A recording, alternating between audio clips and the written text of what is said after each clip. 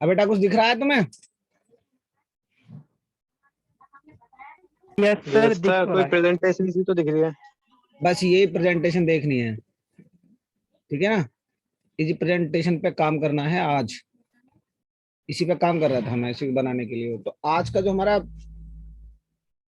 काम है, नाम है, वो है हमारा मोलस्का। ठीक है, आज हम इस मोलस्का को पढ़ेंगे। नेक्स्ट फाइलम, कल कौन सा फाइलम पढ़ा था हमने? हमने फाइलम पढ़ा था कल, बताओ जरा कौन सा फाइलम पढ़ा था? कल फाइलम पढ़ा था एनालिडा और सर आर्थ्रोपोडा। आर्थ्रोपोडा। आर्थ्रोपोडा पढ़ा था। आर्थ्रोपोडा की कुछ स्पेशल कंडीशन बताओ क्या होती है जरा जल्दी से, अगर रिवीजन किया है तुमने तो। आर्थ्रोपोडा क्या है? आर्थ्रोपोडा एक सर जॉइंटेड इसको अपेंडेजेस, एक्सोस्केलेटन।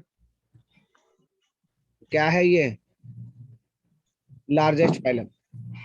अब सबसे Yes, पहली sir. बात जो होती है मोलस्का की, अगर बात करें मोलस्का के अंदर जितने भी एनिमल्स होते हैं ना, they are soft bodied animals. इसको ध्यान रखो, ठीक है? All soft bodied animals are present in phylum Mollusca, ठीक है? एंड दे एनक्लोज्ड, वो कहाँ बंद होते हैं? They enclosed within a shell. इनकी बॉडी के ऊपर एक शेल होता है, ठीक है? और ये शेल जो होता है, it is made up of calcium carbonate. Shell किसका बना हुआ होता है? Shell is made up of calcium carbonate, ठीक है? अब सबसे पहली बात यहाँ पर, ये जो है it is the second largest phylum. अगर आर्थ्रोपोडा के बाद की बात करें तो ये सेकंड लार्जेस्ट फाइलम है। इसमें से अगर बात करें तो 95,000 स्पीसीज तो हैं लिविंग की, जो स्टडी की जाती हैं, और 35,000 स्पीसीज हो चुकी हैं एक्सटिंक्ट। मतलब अब इनको हम ये इस लाइफ में नहीं है, they are present in the fossil form. वो किस में मिलते हैं? वो फॉसिल की फॉर्म में मिलते हैं। That's why these are the, this is known as the second largest phylum, ठीक है? अब यहां से बात करो इनके जनरल कैरेक्टरिस्टिक्स। जैसे आप लोग बात करते हैं कि मोलस्का आर ट्रिप्लोब्लास्टिक, नॉर्मली है, बाइलेटरल सिमेट्रिकल, ठीक है? साइजोसील, यानी कि सीलोम कैसी होती है? सीलोम होती है साइजोसील। और एक बहुत इंपॉर्टेंट पॉइंट, एनिलिडा के बाद, आर्थ्रोपोडा के बाद यहाँ जो एनिमल्स दोबारा से कैसे हो जाते हैं? दोबारा से हो जाते हैं अनसेगमेंटेड। एक बात और ध्यान रखना कि फाइलम आर्थ्रोपोडा से लेकर के और इकाइनोडर्मेटा तक हायर इन्वर्टिब्रेट्स आते हैं। अगर मैं बात करूं फाइलम कहां से कहां तक, फाइलम एनिलिडा से लेकर के, कहां से? फाइलम एनिलिडा से लेकर के और फाइलम इकाइनोडर्मेटा तक, ये जो जितने भी पॉइंट हैं, जितने भी फाइलम हैं, इनको हम कहते हैं हायर इन्वर्टिब्रेट्स, ठीक है ना? हायर इन्वर्टिब्रेट्स, यानी कि इनके अंदर बहुत सारे कैरेक्टर्स ऐसे मिलते हैं जो कोडेट्स के अंदर मिलते हैं। तो यहाँ पे जो बॉडी है दोबारा से कैसी हो जाती है? दोबारा से बॉडी हो जाती है अनसेगमेंटेड। कैसी हो जाती है? अनसेगमेंटेड। अब क्या कहता है, जैसे अभी मैंने थोड़ी देर पहले बताया था, that body is covered by a shell made up of calcium carbonate, ठीक है? ये पॉइंट, ये इसका स्पेसिफिक पॉइंट है, ठीक है?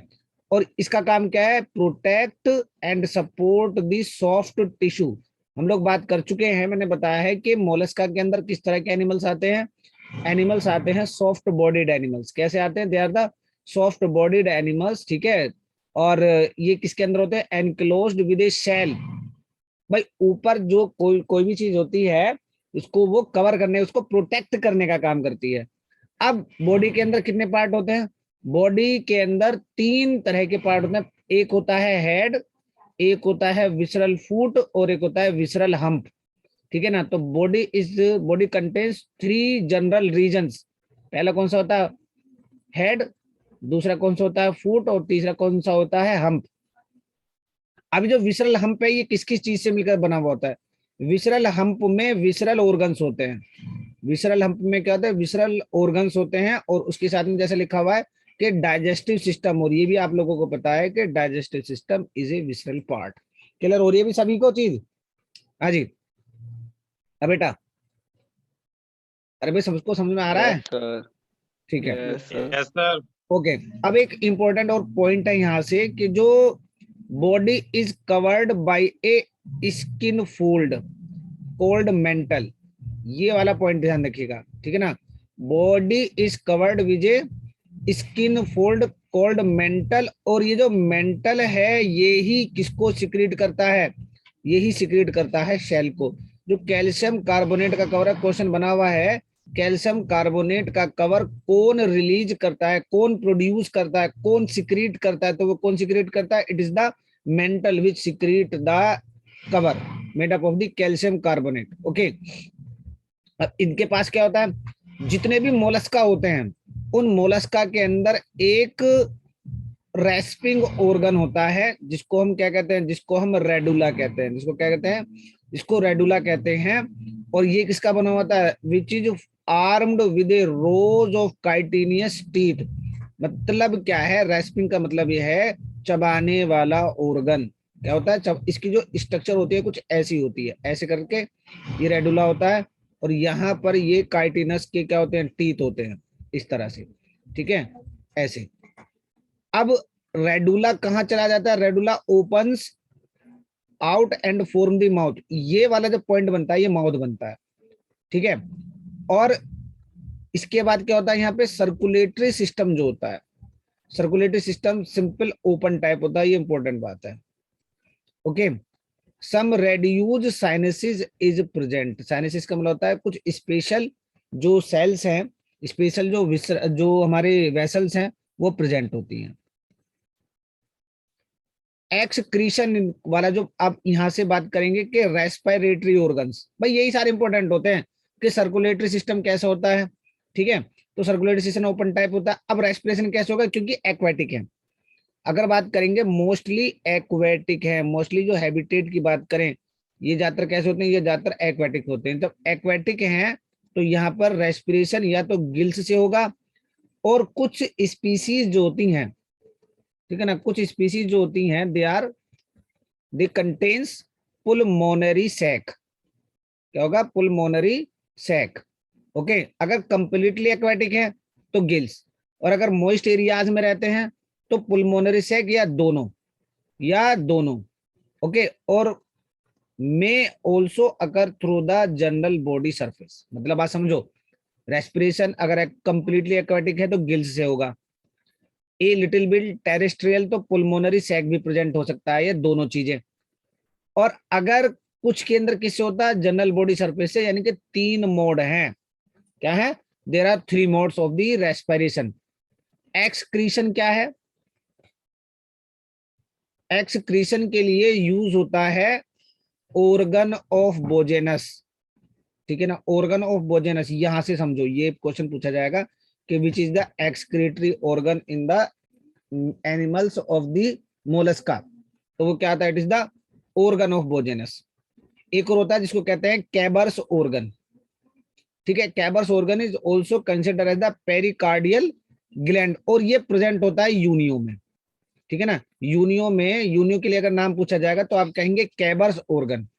ओके, अब यहां से क्या होगा? इसका काम क्या करता है? ये it pours the waste into pericardium, यानी कि वेस्ट को ये पेरिकार्डियम में रिलीज कर देता है। पेरिकार्डियम से ये वेस्ट ऑर्गन ऑफ बोजेनस को चला जाता है। लेकिन आपको सिर्फ ध्यान रखना है, ऑर्गन ऑफ बोजेनस नॉर्मल होता है, और अगर हम यूनियो की बात करते हैं तो वहां पे कैबर्स ऑर्गन या पेरिकार्डियल ग्लैंड होती है। ओके, सेंस ऑर्गन्स प्रेजेंट होते हैं।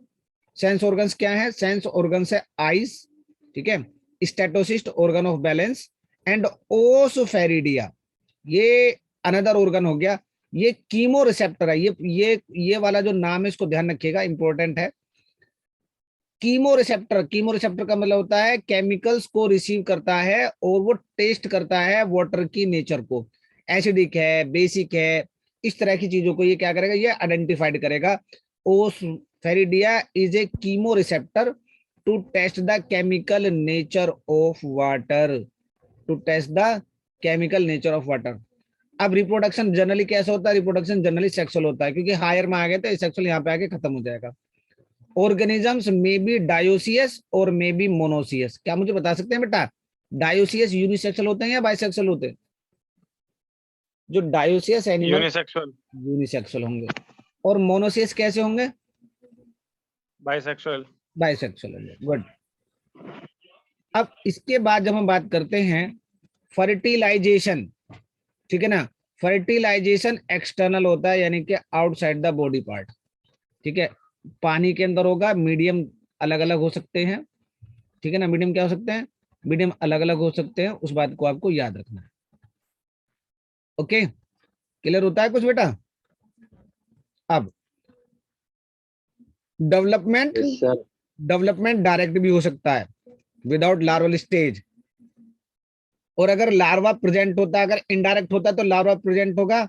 और लार्वा जो होगा, इसको ध्यान रखना है बेटा, अगर लार्वा है तो वो लार्वा है trochophore larva, free living larva. कैसे हो जाएगा? Trochophore larva. कहाँ मिलता है? ये मिलता है पाइला के अंदर, बस यहीं से नाम आपको याद रखने हैं, ट्रोकोफोर लार्वा, ठीक है।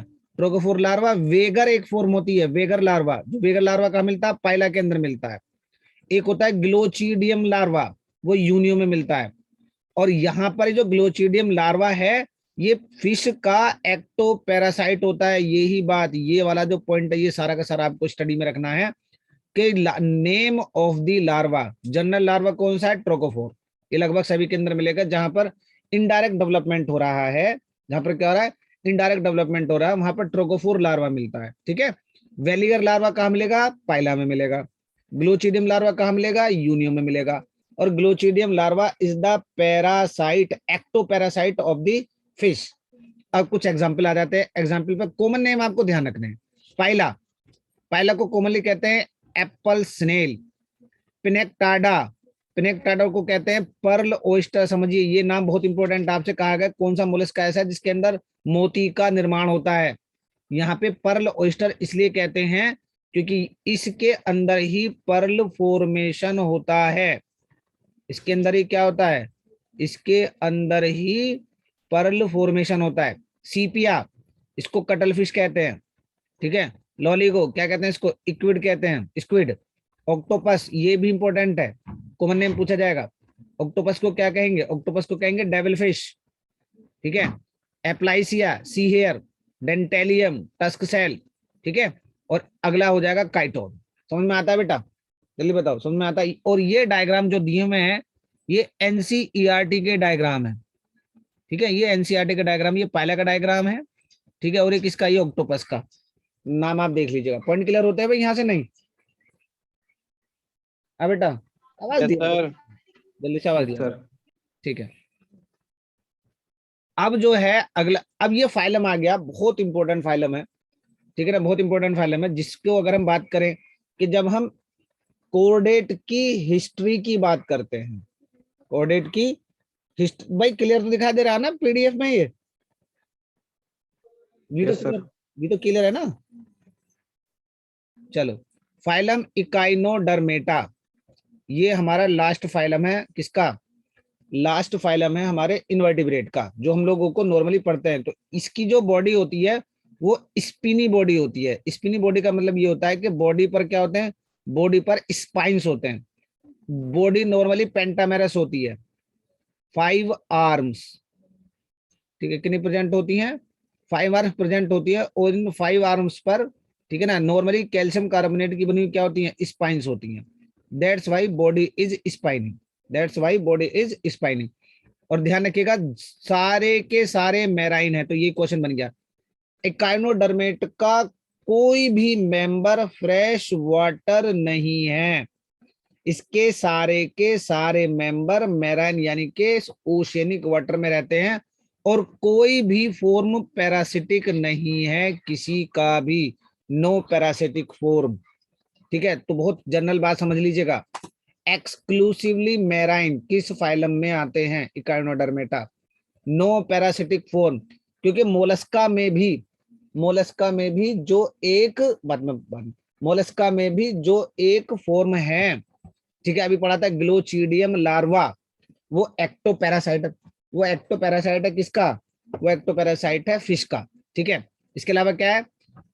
इकाइनोडर्मेटा की अगर फाइलोजेनी की बात करते हैं, तो इकाइनोडर्मेटा सीधा सीधा रिलेटिव है कोर्डेट का, ठीक है ना। इकाइनोडर्मेटा सीधा सीधा किसका रिलेटिव है, कोर्डेट का रिलेटिव है। ये कहा जाता है कि कोर्डेट्स का नियरेस्ट इन्वर्टिब्रेट है इकाइनोडर्मेटा। कैसे? सबसे पहला पॉइंट, इनका जो अरेंजमेंट है वो tube with in tube plan है। ये आप लोगों को मैं डिस्कस कर चुका हूं कि ट्यूब विद इन ट्यूब का मतलब क्या होता है। और ड्यूटेरोस्टोमिक इवोल्यूशनरी लाइन, ठीक है। ड्यूटेरोस तो क्या होता है ड्यूटेरोस्टोम में? ड्यूटेरोस्टोम में एनस डेवलप्स फर्स्ट, ये बताया था ना, एनस डेवलप फर्स्ट बताया था मैंने, प्रोटोस्टोमिया और ड्यूटेरोस्टोमिया। तो प्रोटोस्टोमिया में क्या डेवलप हुआ था पहले? माउथ, ठीक है। और यहाँ पे क्या डेवलप होता है पहले? यहाँ पे डेवलप होता है एनस। ओके, इसके अलावा क्या होता है? इसके अलावा इसकी जो सीलोम होती है वो एंट्रोसीलोम होती है। बाकी की कैसे पढ़ी अब तक हमने? साइजोसीलोम, यानी कि by the splitting of the mesoderm, by the splitting of the mesoderm. लेकिन एंट्रोसीलोम क्या होती है? एंट्रोसीलोम ये होती है कि जब गैस्ट्रल लेयर होती है, जो गैस्ट्रल लेयर होती है उसी से एंट्रोसीलोम बनती है। गैस्ट्रल जो मेसोडर्म होती है सीधी सीधी, मेसोडर्म डायरेक्टली स्प्लिटिंग होकर नहीं बनती है, वो डायरेक्टली अपने आप नॉर्मली नॉर्मल एम्ब्रियोनिक कंडीशन में ही क्या बना देती है? सीलोम को कवर कर लेती है, ठीक है। दूसरा बात क्या है? Endoskeleton is mesodermal in origin, made up of the calcareous plates और ओसिल्स। तो ये भी किसका पार्ट है? ओसिल्स। ओके, तो ये तीनों कैरेक्टर्स क्या बताते हैं? These three characters provide the common ancestry of the chordates and echinoderms. ये पॉइंट क्लियर होना चाहिए अभी तीनों का। यहां से तीन कैरेक्टर ये इंपॉर्टेंट हैं। Three characters makes the echinoderm closer to chordates, याद होगा। समझ में आता है भाई? नहीं सोच ले बेटे, समझ में आता है? Yes sir, yes yes sir. अब एक जो कैरेक्टरिस्टिक है यहाँ पे, नॉर्मली हम लोग बात कर चुके हैं कि लार्वल स्टेज जो होते हैं वो बायलेटरल सिमेट्रिकल होते हैं, ये हमने पढ़ा था जब सिमेट्री आप लोगों को पढ़ाई थी। और जो पेंटामेरस एडल्ट होते हैं वो पेंटामेरस रेडियल फॉर्म में होते हैं, ठीक है ना। पेंटामेरस कैसे होते हैं? रेडियल फॉर्म में होते हैं, ये हम लोग बात कर चुके हैं। अब एक और सिस्टम जो केवल किसके अंदर मिलेगा? Characteristic feature of the phylum Echinodermata, that is water vascular system is present. It is also known as the ambulacral system. इसको क्या कहते हैं? It is known as the ambulacral system. ये पोरीफेरा के वाटर वेस्कुलर सिस्टम से different है, ठीक है। इसमें क्या होता है? एक इस सिस्टम का जो मेन पार्ट होता है उसको कहते हैं madreporite. Madreporites a is the main part of this system, जो एक प्लेट की तरह होती है जिसमें पोर्स होते हैं। That's why it is consider as the perforated plates, ठीक है। इससे क्या होता है? ये जो पोर्स होते हैं इनसे वाटर बॉडी के अंदर एंट्री करता है, ठीक है। अब जैसे ये मैंने बनाया, ऐसे ये सिस्टम बनाया, इसको ऐसे देखो, यहां से ये पेंटामेरस फॉर्म होगी, ये हो गया मेड्रीपोराइट। अब इस मेड्रीपोराइट के अंदर पोर है और यहाँ पर ट्यूब फीट होते हैं। क्या होते हैं? यहाँ से स्केलेटन निकलता है, ट्यूब फीट होते हैं इस तरह से, ठीक है। अगर मैं एक आर्म बनाता हूं तो ये आर्म बनी, और इस आर्म के अंदर इस तरह के बने हुए ऐसे करके इस तरह से ये ट्यूब फीट का एक पूरा सिस्टम बनता है, ठीक है। और वाटर फिर इस मेड्रीपोराइट से, ठीक है ना, वाटर इज जो पोर्स हैं इससे वाटर कहाँ को एंट्री करता है? इस ट्यूब फीट में एंट्री करता है। ओके, तो ये जो अब इसका काम एक तो हो गया। इसके अलावा जो ट्यूब फीट है ना, ये स्केलेटन, एंडोस्केलेटन का भी काम करता है। और एंडोस्केलेटन होने की वजह से ये लोकोमोशन में भी मदद करता है। ये क्या करता है? लोकोमोशन में भी मदद करता है, ठीक है। अब वाटर वेस्कुलर सिस्टम जो है वो सीलोम से डेवलप होता है, सीलोम के साथ डेवलप होता है। That's why it is considered as the coelomic origin. और अभी मैंने बताया किस किस में मदद करता है? लोकोमोशन में मदद करता है। जब लोकोमोशन करेगा तो capturing and transporting of the food and respiration, क्योंकि यहाँ पे क्या होता है बेटा, यहाँ पे कोई स्पेशल टाइप का रेस्पिरेटरी ऑर्गन नहीं है, ये भी स्पेशल बात है, ठीक है। तो जैसे भी मैंने बताया मेड्रीपोराइट से स्टार्ट होता है जो वाटर वेस्कुलर सिस्टम होता है, ठीक है। और मेड्रीपोराइट से एक सीव के जैसी स्ट्रक्चर प्रेजेंट होती है एबोरल सरफेस पर, ठीक है। From the madreporite start the stone canal और the madreporite canal which opens into the ring canal. भाई अब ये सिस्टम ऐसे समझो, ये मैड्रिपोराइट है, इस मैड्रिपोराइट से एक कैनाल होती है, ये वाली जो कैनाल है इसको हम स्टोन कैनाल कहते हैं। ठीक है, ये स्टोन कैनाल कहाँ खुलेगी, ये स्टोन कैनाल खुलेगी ट्यूब फीट के अंदर डिफरेंट टाइप कंडीशन में। तो वाटर यहाँ से आएगा और इसके थ्रू कहाँ चला जाएगा, इसके थ्रू इस साइड में चला जाएगा। ठीक है, और इसके अलावा क्या होती है, ये जो मैंने कैनाल्स बनाई है ये वाली जो कैनाल्स बताई इनको कहते हैं लेटरल कैनाल्स। ठीक है, तो वाटर का सिस्टम क्या है, मैड्रिपोराइट से स्टोन कैनाल, ठीक है ना, और स्टोन कैनाल से कहा जाएगा रेडियल कैनाल, और रेडियल कैनाल से कहा जाएगा लेटरल कैनाल। ठीक है भाई, समझ में आता है? हाँ बेटा, समझ में आना चाहिए ये पॉइंट। Yes sir. बैटरी कम होगी, इसमें लगा देता हूं। ठीक है, अब एक और इसमें सिस्टम है हम लोगों को पढ़ना है। इसी में देखो ये स्ट्रक्चर दिया हुआ बेटा, ये जो स्ट्रक्चर नीचे बना हुआ है ये पूरा का पूरा ये वाटर वेस्कुलर सिस्टम का बना हुआ, तो इसमें ये डायग्राम भी दिया हुआ है, इसको आप समझने की कोशिश करेंगे ये वाला। अब इस डायग्राम में ये जैसे बना है, ये मैड्रिपोराइट है। ठीक है, इस मैड्रिपोराइट के अंदर मैड्रिपोराइट कैनाल, ये वाली जिसको स्टोन कैनाल मैंने बताया था, ये स्टोन कैनाल इस रिंग कैनाल में डेवलप हो रही है। ठीक है, और ये रिंग कैनाल से ये क्या रिंग कैनाल होगी ये वाली। ठीक है, और रिंग कैनाल से जो ये रेडियस में जा रही है ये वाली रेडियल कैनाल, और ये हो गई, ये क्या हो गई, ये होगी लेटरल कैनाल, ये वाली जैसे ये दिया हुआ। तो वही सिस्टम जो मैंने अभी आप लोगों को बताया था उसी के थ्रू ये काम करेगा। उसे यहाँ को ला करो, एक मिनट बेटा जरा, उसे यहाँ को ला करो। ठीक है, अभी मेरा वाला निकाल कर तुमने इसमें भी लगा रखा, फिर लगेगा कैसे, इसे लगाओ यहाँ, तो मेरा वाला होना लगने का क्योंकि वो बड़ा है।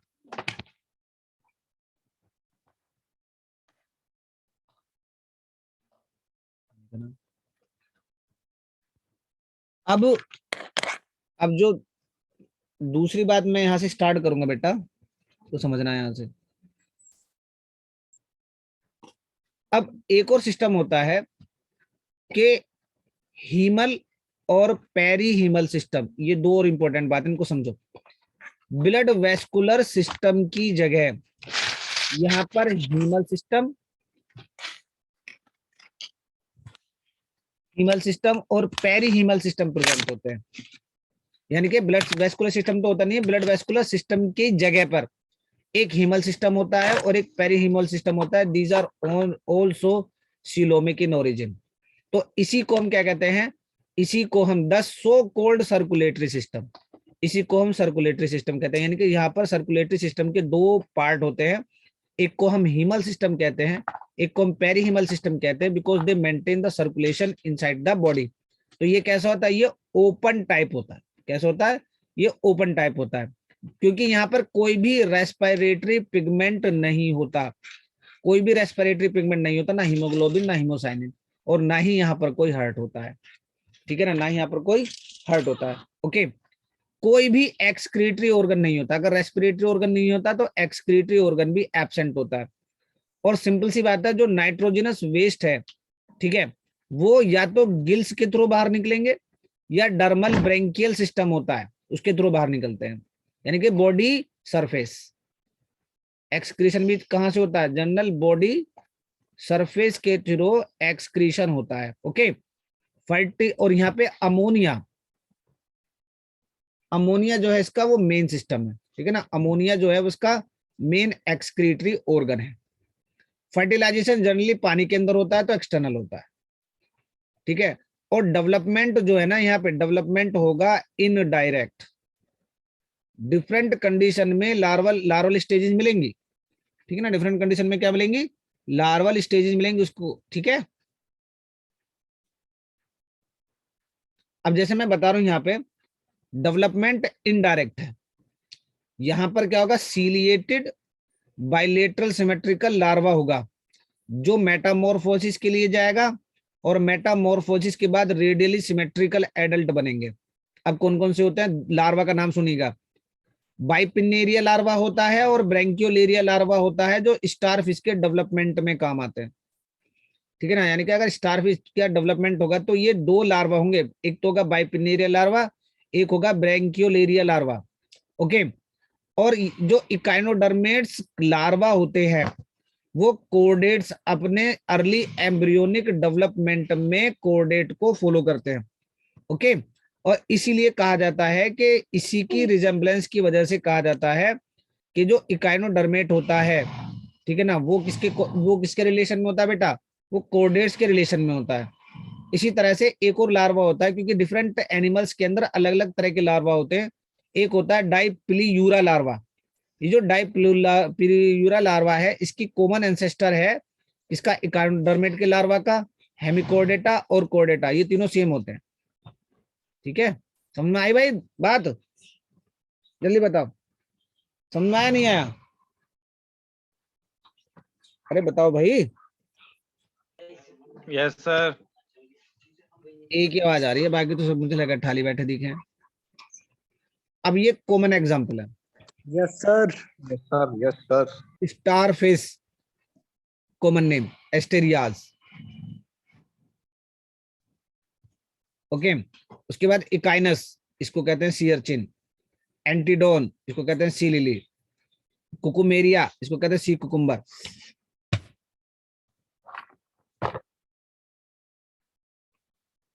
ओफियूरा, इसको कहते हैं ब्रिटल स्टार। ये सारे कॉमन नेम है जो याद रखने। ठीक है। अब जो यहां तक बात आई, अगर जनरल फॉर्म में बात करो ना, तो यहां तक आते आते पूरा इन्वर्टिब्रेट कंप्लीट हो गया। अब जो बात आती है उसको हम कहते हैं, ये लास्ट फाइलम है जो अभी रिसेंटली ऐड हुआ है, इसको कहते हैं हेमिकोर्डेटा। ठीक है, हेमिकोर्डेटा का मतलब ये हो गया कि पहले इसको कंसिडर किया जाता था सब फाइलम ऑफ द कोर्डेटा, यानी कि अगर हम जब प्रोटोकोर्डेट में काउंट होता था सबसे पहले ये, लेकिन अब इसको सेपरेट फाइलम जो नॉन कोर्डेट में कंसिडर कर दिया गया है। ठीक है, क्यों? क्योंकि इसके पास ट्रू नोटोकोड नहीं होती। अगर अभी हम लोग बात करेंगे कोर्डेट के बारे में कि कोर्डेट का कैरेक्टर क्या होता है, तो नोटोकोड कोर्डेट का एक कैरेक्टर होता है। अगर नोटोकोड प्रेजेंट है तो वो कोर्डेट होगा, अगर नोटोकोड प्रेजेंट नहीं है तो वो क्या होगा, वो कोर्डेट नहीं है। यहाँ पे नोटोकोड एब्सेंट है। ठीक है ना, यहाँ पे नोटोकोड एब्सेंट होती है। पहले इस नोटोकोड को समझा जाता है कि ट्रू नोटोकोड है। अब इसको जो नाम दिया जाता है ना, इसको नाम दिया जाता है इस्टोमोकोड। जो किसके जैसी स्ट्रक्चर है, नोटोकोड नहीं है लेकिन लगता है कि नोटोकोड है। अब इसको नाम दे दिया गया स्टोमोकोड, या इसको कहा जाता है बक्कल डाइवर्टिकुलम। ठीक है ना, क्या कहा जाता है, इसको कहा जाता है बक्कल डाइवर्टिकुलम। ओके। इसके अलावा बाकी सारी चीजें होती हैं यहाँ पे, फेरेंजियल गिल स्लिट्स होते हैं, ठीक है ना, और नर्व कोड भी प्रेजेंट होती हैं। इसलिए इसको क्या कहा जाता है, इसलिए इसको हम हेमिकोर्डेटा का नाम देते हैं। तो अब बहुत सारे जो टैक्सोनॉमिस्ट हैं, ये अब इसको कोर्डेट नहीं मानते ड्यू टू दिस कैरेक्टर। ठीक है ना, ड्यू टू दिस कैरेक्टर। अब क्या होती है, अब जरा बात समझो क्या है। बहुत सारे कैरेक्टर्स अगर बात की जाए कि यहाँ पर जैसे मैंने बताया, अभी हम लोग बात करते हैं कि नोटोकोड्स एब्सेंट होती है, गिल्स प्रेजेंट होते हैं, गिल्स प्रेजेंट होते हैं लेकिन डोर्सल नहीं होते हैं, पोजीशन में वेंट्रल होते हैं। ठीक है ना, gills are present but they are dorsal in position. अभी जैसे मैंने बताया यहाँ पे स्टोमोकोड को क्या कहा जाता है, स्टोमोकोड को कहा जाता है डाइवर्टिकुलम, बक्कल डाइवर्टिकुलम। अभी मैंने बताया था थोड़ी देर पहले। It is present in the proboscis. क्या कहाँ प्रेजेंट होता है, प्रोबोसिस जो होता है वो बॉडी का एक पार्ट है, अभी हम लोग बात करेंगे। बहुत छोटा सा ग्रुप है, ठीक है ना, क्या है, जो एनिमल्स हैं, ठीक है ना, it is a very small group of animals, और सभी के सभी कैसे हैं, मेराइन है। Organ system level of organisation है, कैसे हैं, बायलेटरल सिमेट्रिकल है, ट्रिप्लोब्लास्टिक है, सीलोमेट एनिमल्स हैं। ये तो जनरल फॉर्म है जो हम लोग पढ़ते हैं।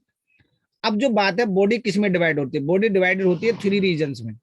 ठीक है ना, 3 रीजन्स में होते हैं। कौन कौन सा, एक तो होता है प्रोबोसिस। प्रोबोसिस होता है ये वाला रीजन, ये वाला रीजन जो होता है उसको प्रोबोसिस कहते हैं। ये वाला जो रीजन होता है इसको कोलर कहते हैं। और बाकी का जो ये टेल वाला रीजन है इसको हम कहते हैं ट्रंक। ठीक है ना, ये कहते हैं ट्रंक। तो ये पहला रीजन है, ये कौन सा है, ये दूसरा रीजन है सेकंड, और ये कौन सा है, it is the third region. Circulatory system present होता है लेकिन ओपन टाइप होता है, ये इंपॉर्टेंट बात है। जो एक्सक्रीटरी ऑर्गन है वो प्रोबोसिस ग्लैंड होती है। गिल्स प्रेजेंट होते हैं तो रेस्पिरेशन उसके थ्रू होगा। ठीक है, सेक्सेस आर सेपरेट, यानी कि एनिमल्स जो होते हैं वो डायोसिस होते हैं। फर्टिलाइजेशन कैसे होता है, एक्सटर्नल होता है। डेवलपमेंट सीधा सीधा इनडायरेक्ट होता है, यानी कि लार्वल फॉर्म मिलेगी। और free swimming larva tornaria larva होगा। ये क्वेश्चन बनता है कि टोर्नेरिया लार्वा या बेलानोग्लोसस के या हेमिकोडेटा के जो लार्वा है उसका नाम बताइए। ठीक है, यहाँ जो होता है इसको, अब ये नाम इंपोर्टेंट है, बेलानोग्लोसस, ये आपको याद रखना है। इसको एक्रोन या टंग वॉर्म कहते हैं। ठीक है, और इसके बाद है ग्लोसोबेलानस और सैकोग्लोसस।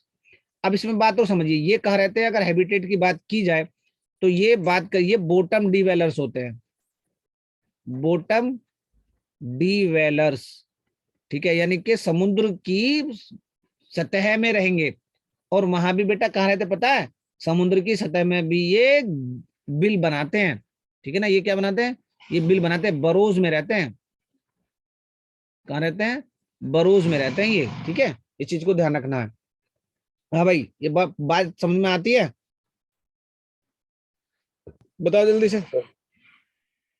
किसी को कोई डाउट रहा Yes, हो sir. तो बता दो बेटा। ठीक है, तो आज हम लोग, ये हमारा इनवर्टिब्रेट का जो चैप्टर है वो कंप्लीट होता है। अब जो हम कल से स्टार्ट करेंगे वो करेंगे कोरडेटा। कोरडेटा का क्लासिफिकेशन पढ़ेंगे, उसके बाद जो है उसके जनरल क्लासेस के बारे में पढ़ेंगे। ठीक है, आज के लिए हम लोग इतना डिस्कस करते हैं, और अभी कोई किसी को समस्या हो तो मुझे बता दो। ठीक है, उसके बाद हम लोग एंड करते हैं क्लास का। चलो ठीक है, तो फिर है ना, सर कल क्लास लोगे क्या? कल देखेंगे, कल की कल बताएंगे।